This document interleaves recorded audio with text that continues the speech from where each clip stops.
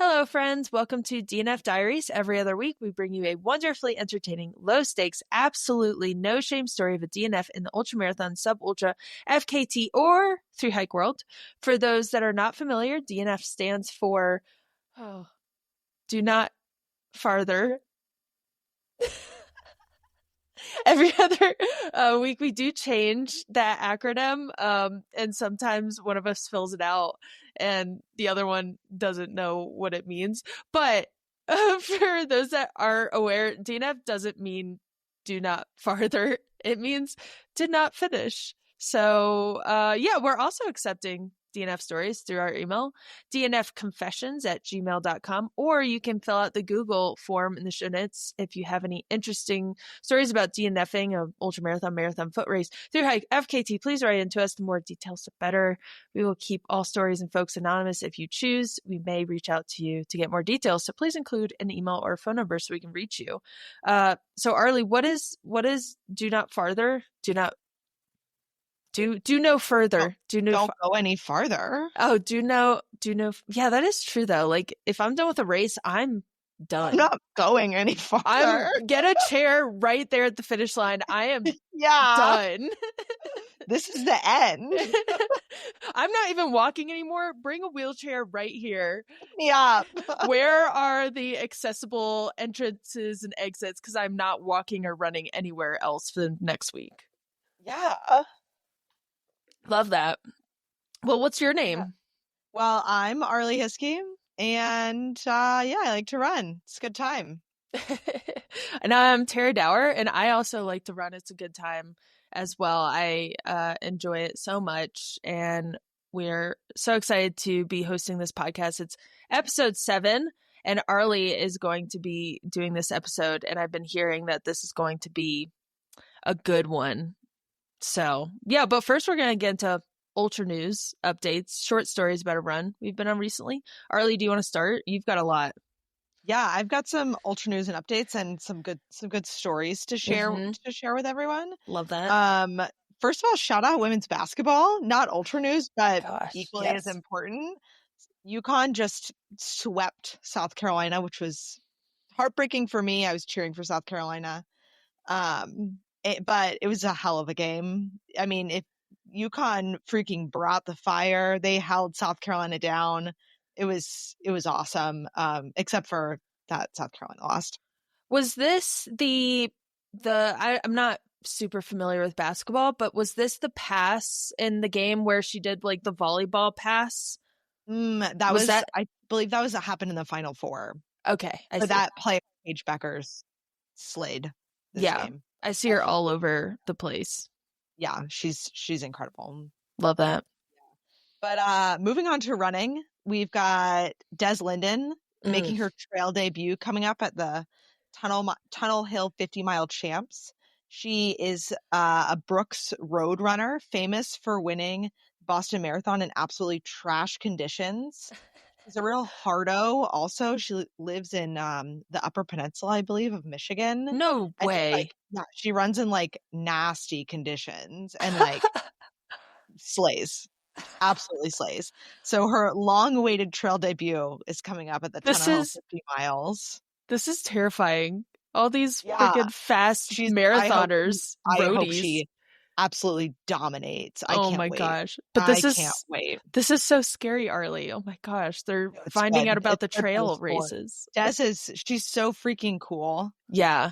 Yeah. Do you listen to her podcast with Carrie Goucher? Oh, I've listened to some of it. They're fun. Yeah, I've listened to a couple episodes. They're good. Yeah. Yeah. I read Carrie Goucher's book, The Longest Race last year. Whew. It's incredible. It's an incredible read. Read. It's really heavy and just like, it's so good. It's oh my gosh. Good. I need to listen to it. I've heard good things. 10 out of 10. Yeah. Really, like my other ultra news to share is that Cocodona is about a month away, and we've got a real stacked female start list. Courtney hasn't raced a 200 in a long time, and I'm stoked to see her out there back at the ultra super long distances. Yeah. And recently she's been absolutely smashing this like Crown King Scramble 50K, and she smashed a marathon at Run Through Time. So like, I mean, I just can't wait to see what she does out there. But then, the start line also includes Mika Tooze, Rachel Entrekin, and Sarah Ostazuki, who are just back for more on that course. Yeah. And I can't wait to watch all four of those ladies just absolutely throw down out there.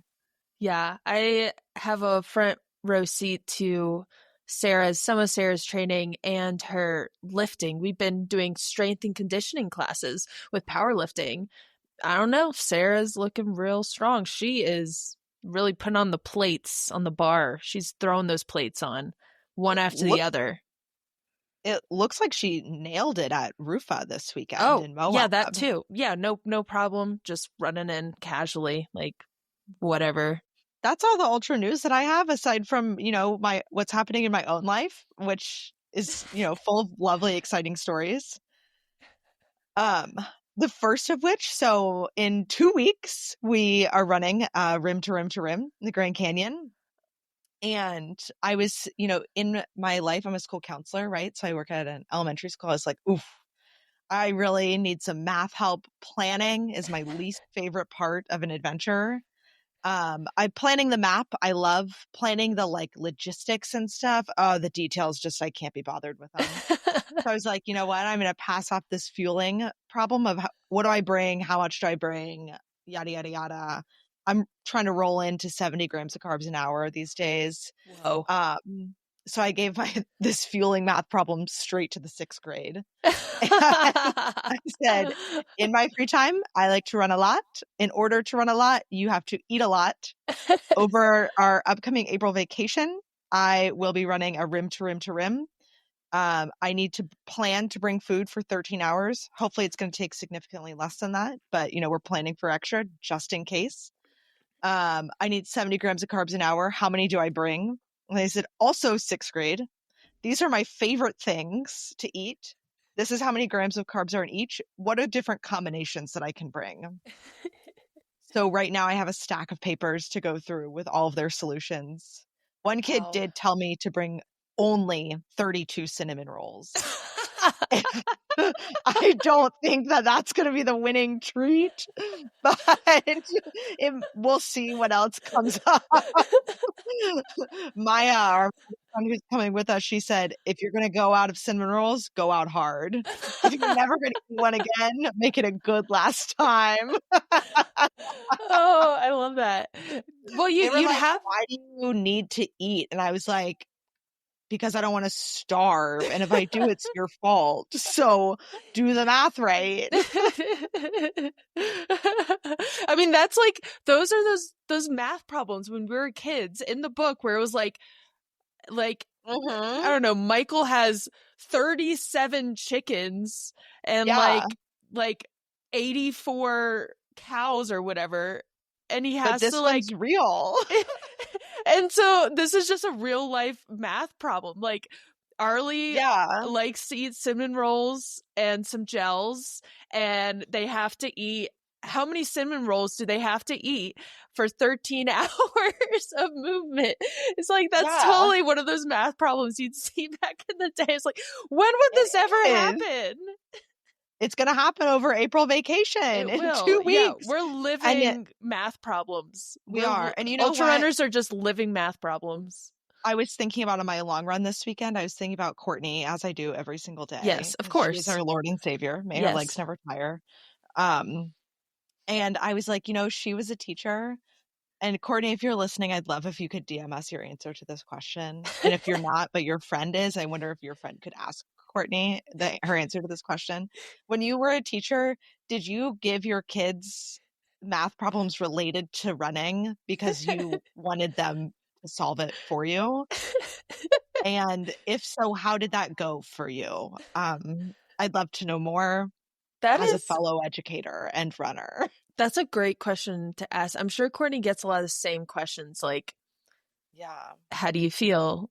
Like, what are up with the shorts? She would probably love to hear a question about her children that she used to teach. I think that's Maybe an I'll DM A-plus her. question. Probably Oh, she not. should. No, I don't. You have her number. You could text her. Well, I have some ultra news. This was posted on March 27th of 2025 on I Run Far, and it's a article from Xander Chase, and it's asking the question, are trail runners getting faster? So I wanted to kind of get a little bit of your opinion on this. It's a long article. It's really good. It's got some good data in it.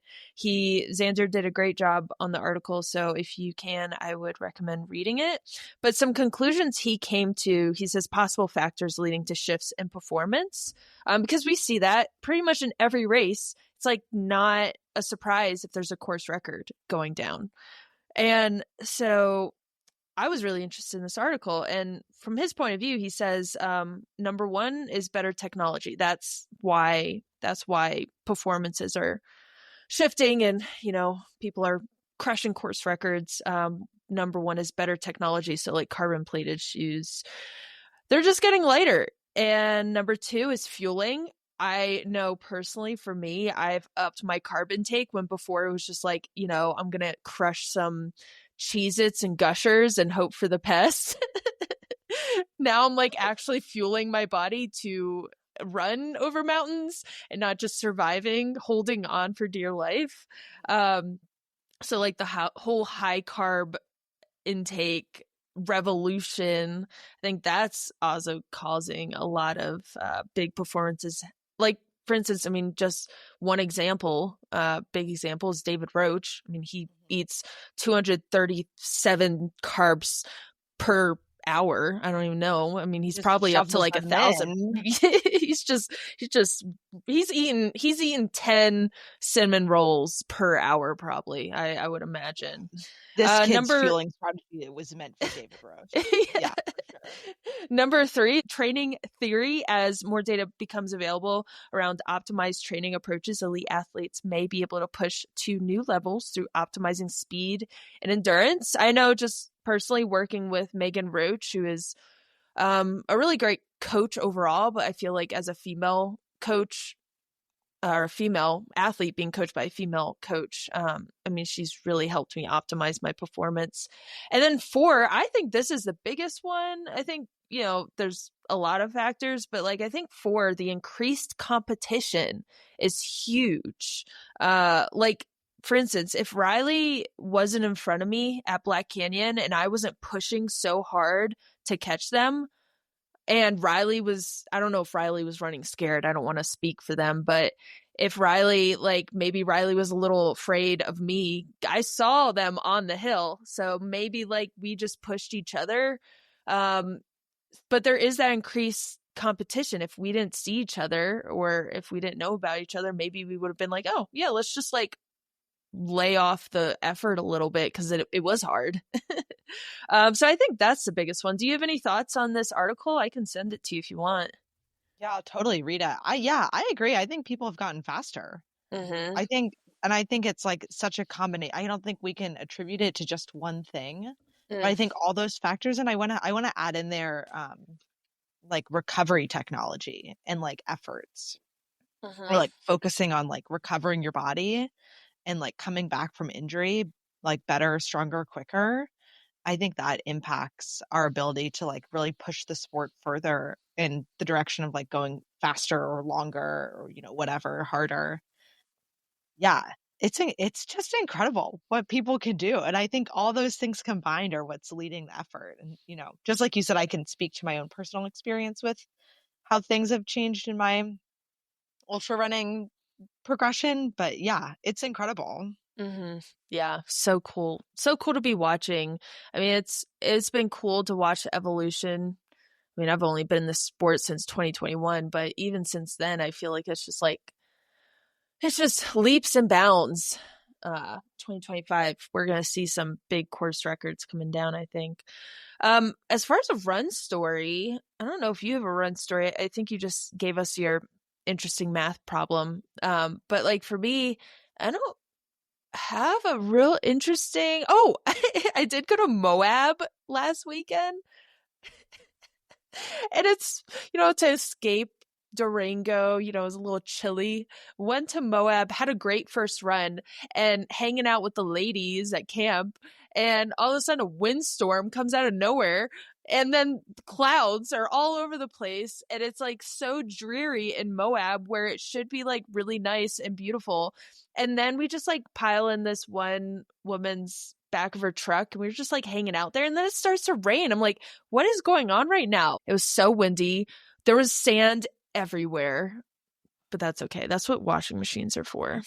Yeah, sand is the pits.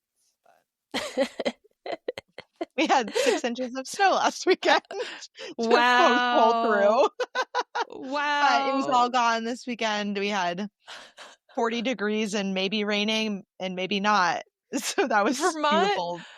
Vermont, 2 months out of the year is so gorgeous, the best place on earth. The remaining 10 months is just hell. Yeah. Well, for me, it's my personal hell. No, Snow all the time. We get grittier. Dark. It makes you really good at overcoming adversity and anger. You're so right. You're so right. You're so much better than me. You're so patient. Like, what's that quote? It goes something like, if you can't have me at my worst, you can't have me at my best. And that's what Vermont's saying to me right now, because I always go to Vermont like when it's so nice. Vermont's like, if you can't have me when I'm ugly and snowy and dark for 62 hours out of 24 hours, then like you can't have me when I'm beautiful. I feel like I'm just gonna get this karma when I go on the long trail this August, and I'm just gonna get a bunch of rain. It's gonna be like, take that. What do you think now? Let's hope that doesn't happen to you. Yeah. And karma is a force that we're not in control of.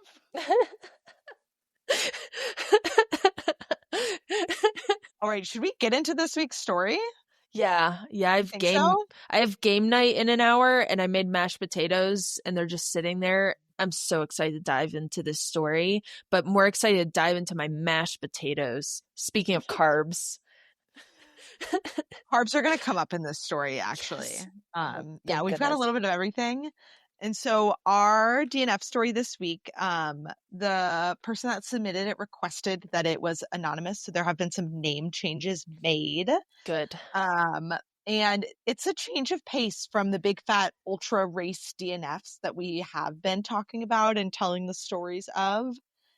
This week, our DNF story comes from a run club, with the 2 main characters being a mom and her son. And we are going to call the mom Leanne and the son Freddie. Knowing nothing else, how do you feel about this change of scenery for a DNF story?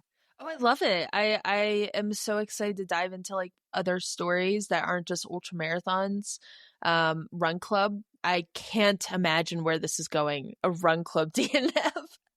I'm sure you'll say this, but is this like is the son a child, or is the son like a okay. Not sure how old the kid is, but I'm going to say elementary school. Like probably 4th grade, give or take. That's young. Definitely not too much younger than that, but I'm pretty sure Freddie's not like a middle schooler. So we have Leanne and Freddie. Leanne and Freddie. Yeah. Okay. And so our story takes place in October, but Leanne had joined this running group back in the spring, and she'd been going for a while and had grown quite friendly with a lot of the other runners, many of whom were also parents. So on this gorgeous fall day, just imagine, the leaves are changing, the air is crisp but not cold. The Run Club decides to do their run on a section of the towpath, which is like a bike path, right? Like a flat, paved, like rail trail kind of situation. Love it. That is near a local farm with a corn maze. So they'll park at the farm where the corn maze is, do their little run on the bike path, towpath, and then afterwards the kids will get to go through the corn maze. So everyone brings their kids to this run because it's at the corn maze. It's like a special event. And so, yeah, they're all going to run on the bike path. And then afterwards, the kids are going to like raise hell, cause chaos in the corn maze, as only kids do. And in the way that corn mazes allow for, right? Like we've all been a kid in a corn maze and it's just like utter chaos. and it's so fun.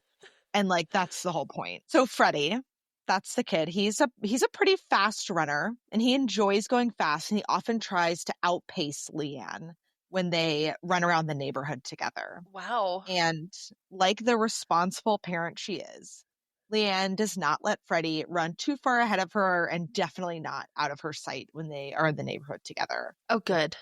So he is tied to her middle-aged pace, as Leanne calls it.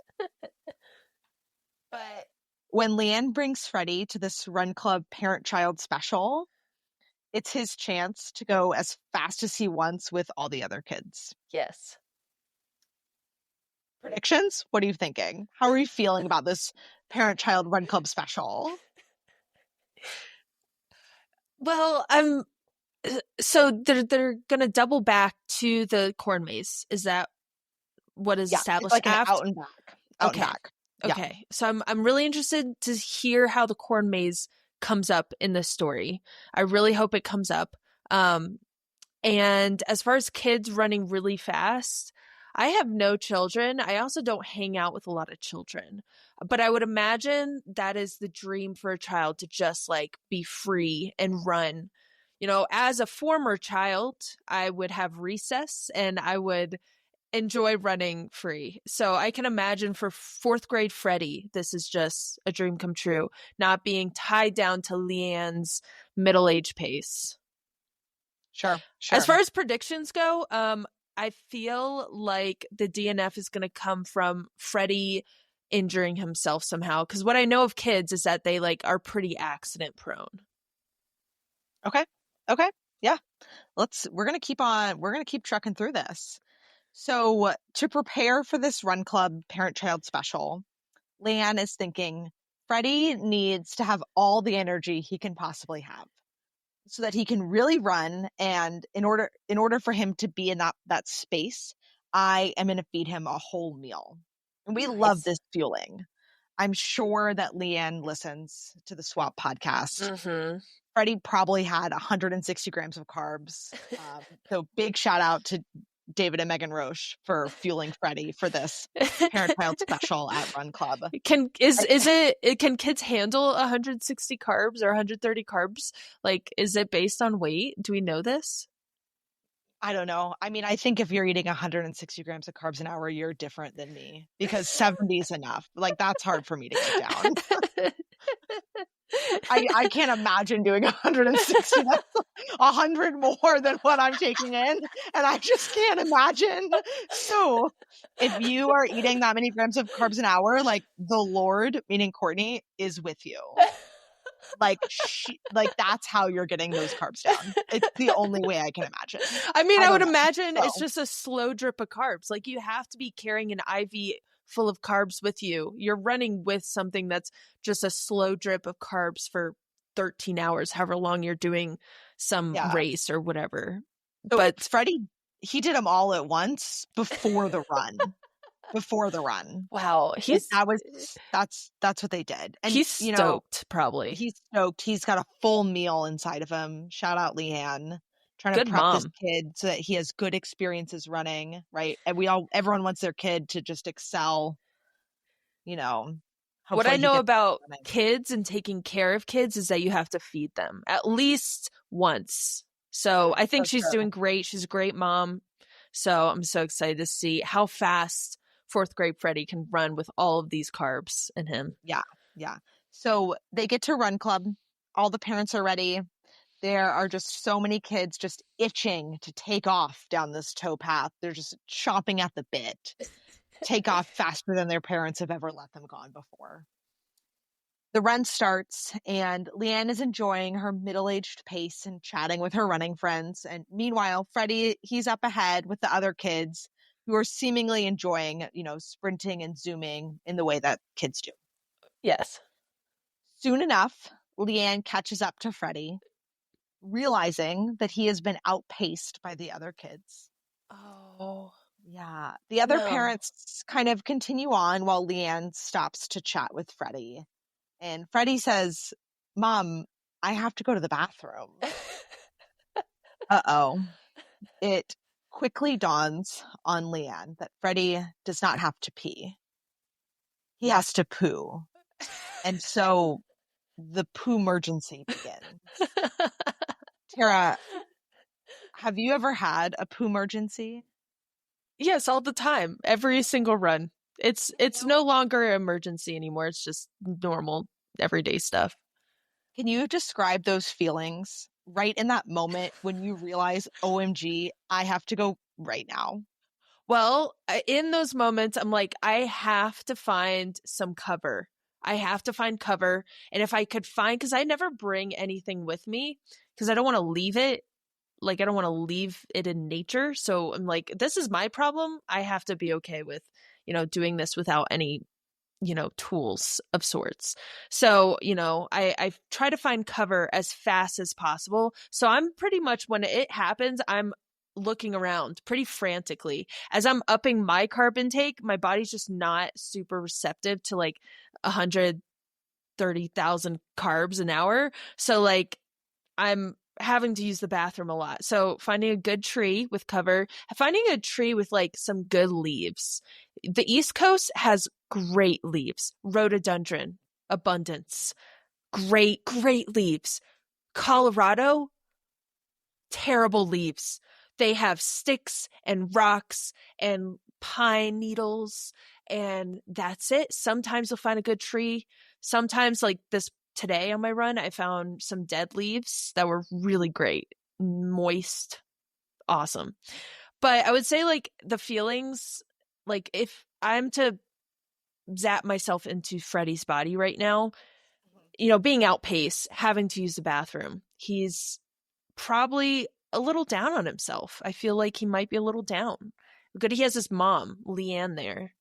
Yeah. So Leanne, she panics. The towpath is paved and there are no trees alongside of it of any like girth, you could say, where you could squat in private. The closest bathroom is a mile away, back where they started.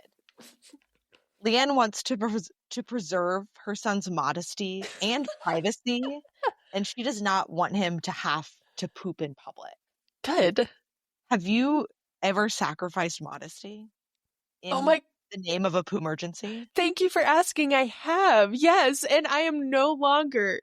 I have no dignity anymore. It's gone. My first ultra marathon, I had to go. I was going through heat stress. I was like, I watched all the Courtney documentaries and I was like, this is supposed to happen. You're supposed to suffer. But that was the worst. I was going through heat stress. My body was expelling everything. And there was a road. It was a road. I was on the side of the road, had nowhere to go, just like Freddie, nowhere to go. I pulled my pants down like 10 feet from the aid station where I was just at, where all these guys are accumulating like slowly. And I pull down my pants thinking I was covered. I look over, no, there's the aid station. Then a truck comes the other way. And I'm just like bare bottom, everything's just flowing right out. I'm like, we gotta be okay with this. This is what we've chosen in life. This is the path. And I don't know how we got here, but here we are. Have you? Oh yeah. I frequently have poo emergencies.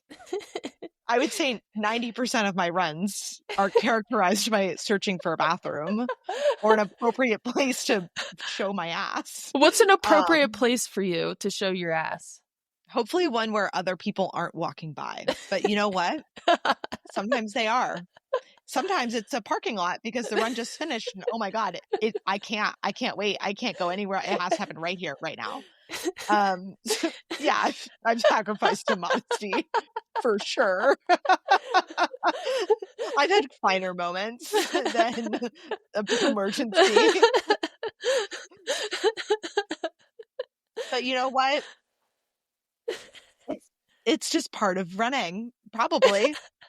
I Well, think it does happen less to some people, but somehow my like butthole hasn't gotten the message that like I run all the time and you're supposed to hold it in.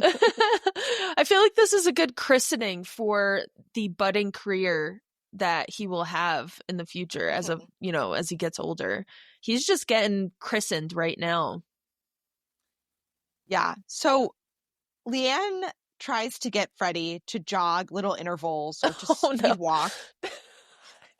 back towards the parking lot where the bathrooms are. Yeah. But Freddie was clenching, excuse me, his butt cheeks, which made it slow going.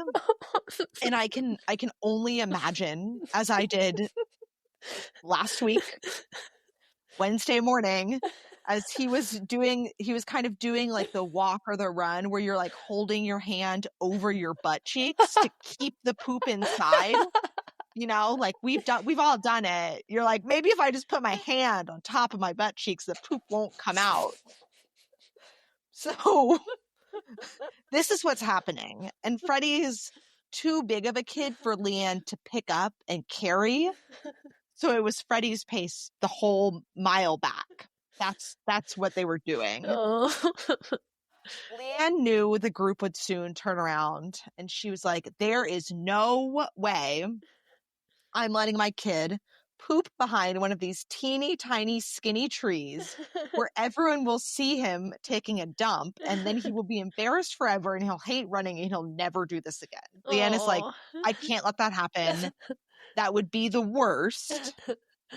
And she just like, she's a great mom. She didn't want other kids to see Freddie in such a vulnerable position, pooping behind a skinny tree on a bike path. If you've been there, it's not your friendliest moment. Yeah. And I'm not in 4th grade, and I can handle that, and I don't want it to happen. 4th grade Arlee would have had a really hard time with that. Yeah. So the parents are circling back, and they stop to ask Leanne, what's going on? And she politely replies that he's not feeling well. They wanted to stay and chat, but Leanne really wanted them to continue on. She was trying to be so uninteresting that they would just go on and keep running back. Leanne knew that Freddie was going to blow at any minute. And she did not want these other people around when it happened. She's just working so hard for her kid right now. She's working so hard. This is a direct quote from Leanne. She said, the other parents thought Freddie had the sniffles, but little did they know it wasn't his nose that was running. Oh, God. What do you think she should do? Well, first of all, what did she feed him? 160 grams of carbs an hour. I don't know. My gosh. I didn't ask, what did Freddie eat? I said, thank you for your story. I really appreciate it. Did he have fettuccine Alfredo? Like, possible. He probably had kid food. I mean, he could have had Taco Bell. We've all been there. Oh, hell yeah. Baja Blast. Yeah, Baja Blast out your butt.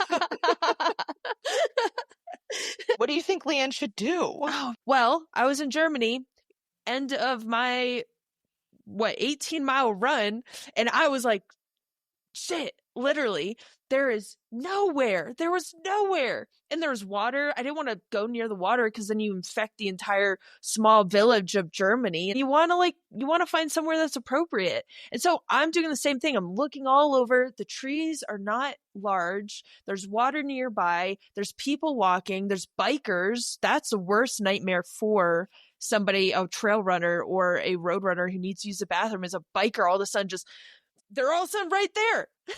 Like, what the heck? Where'd you come from? I'm exposed. At least with a runner, I can see them coming.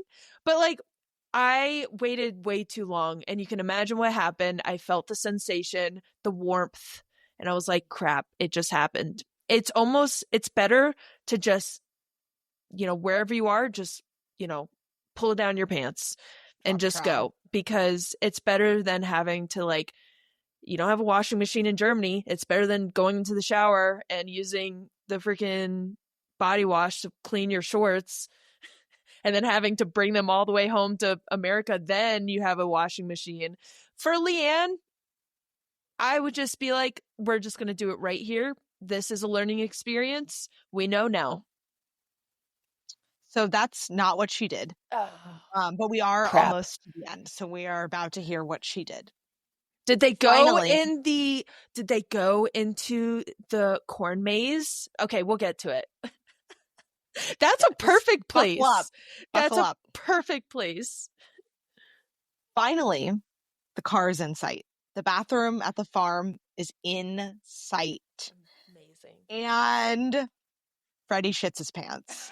His cheeks lose all tension and it all comes out.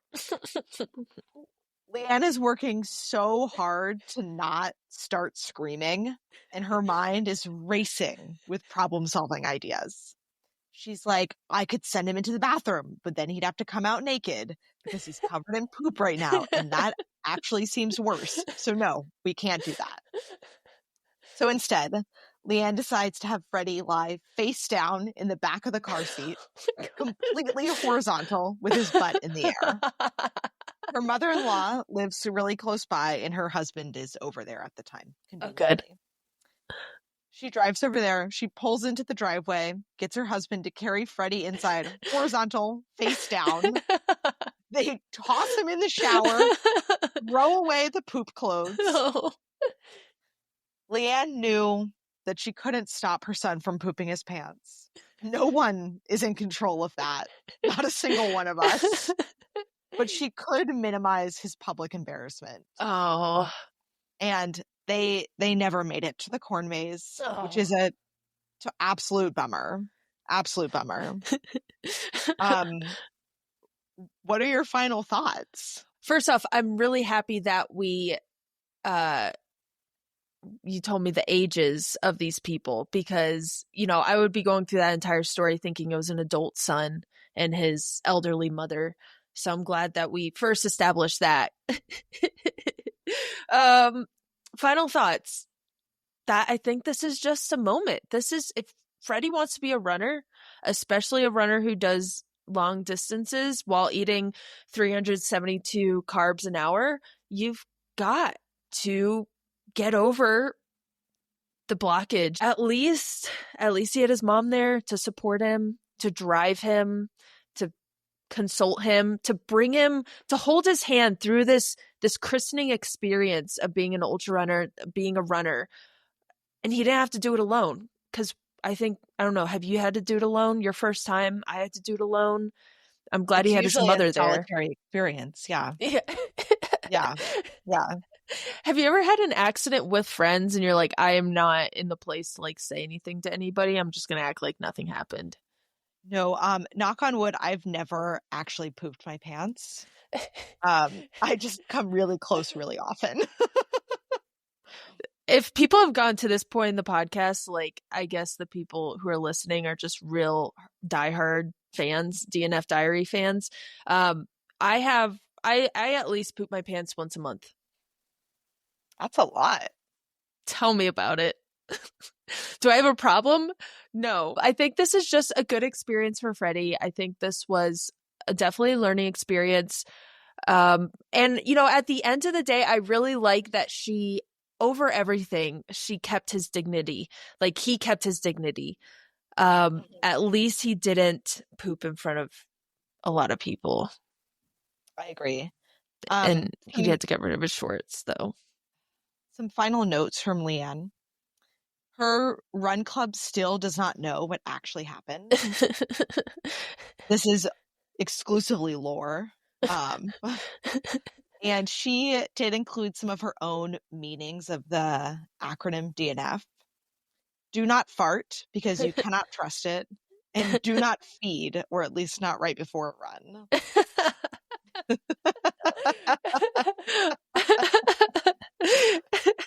What did Leanne, that's the real question. What did she feed him? Yeah. I What are mean, I your think thoughts? fettuccine Alfredo is a good, I'm thinking a box of Kraft mac and cheese. A real creamy meal. It had to be a real creamy meal that just went right through you. Right through you. Maybe some cereal. Oh, yeah. Lucky Charms, maybe? Shakes around. All that fiber. 2 fiber, 1 brownies.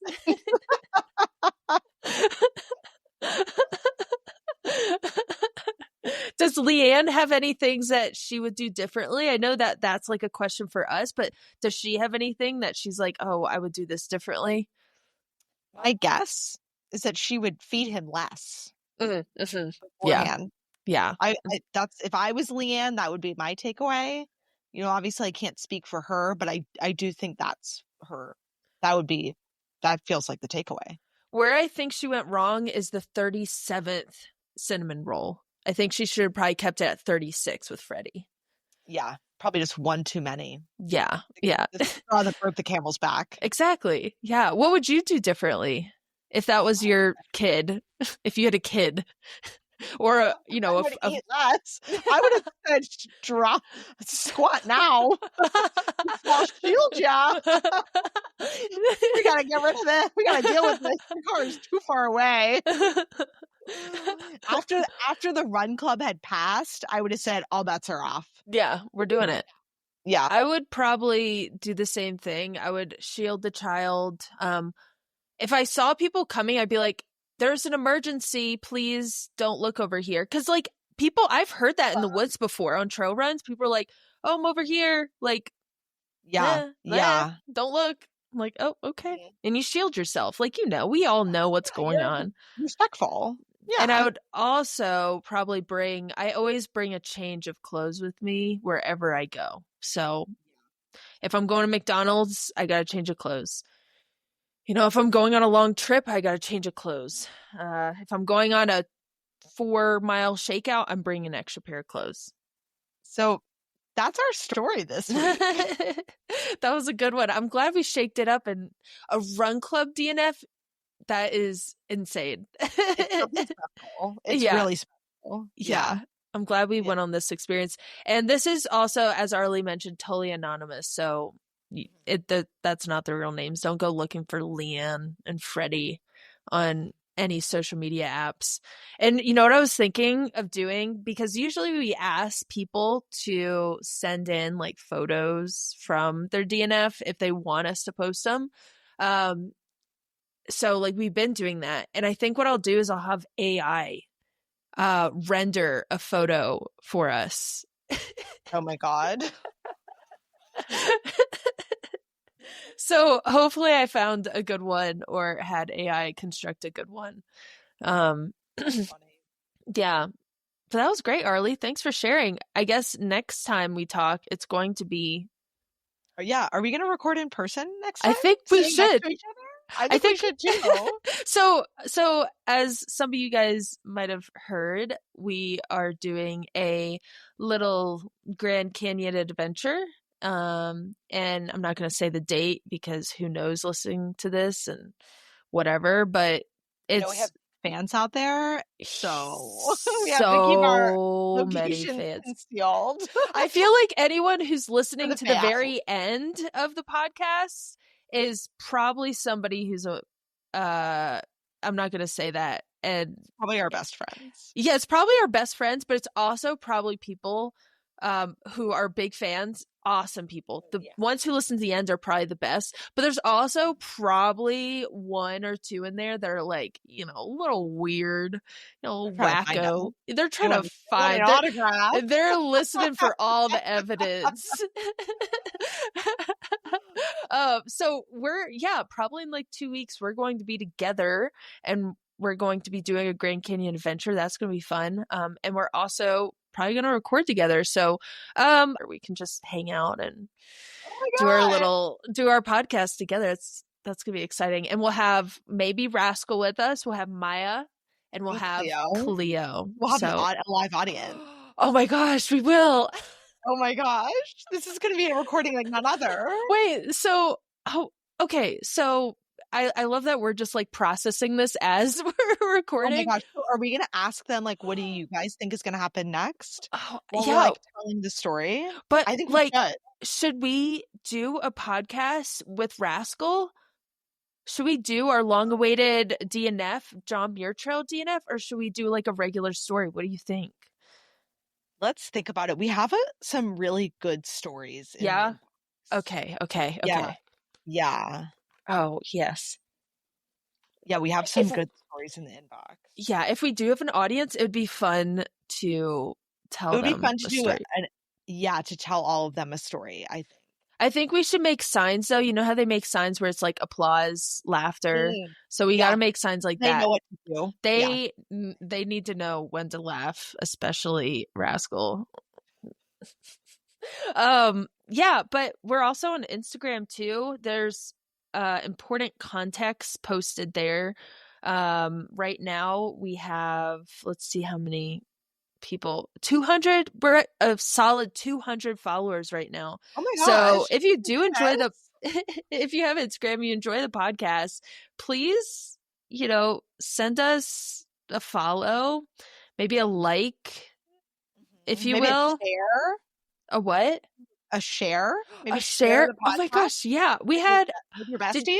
I reposted a woman's story. She was listening to, did you see that? Yeah, That was yeah, really yeah. cool. I That was love that. great. Yeah, that was so cool. Yeah. And I thought I would also, have we decided on, we haven't really decided on this, but now we're deciding here.